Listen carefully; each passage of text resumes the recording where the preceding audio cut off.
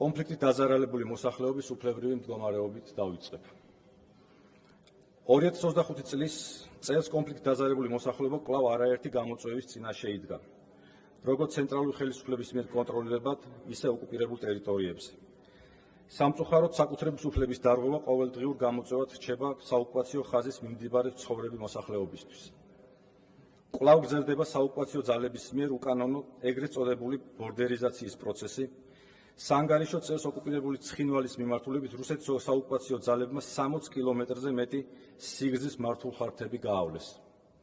ხოლო ოკუპირებული აფხაზეთის მიმართულებით ხელოვნური ბარიერების სიგრძე 50 კილომეტრს გადააჭარბა.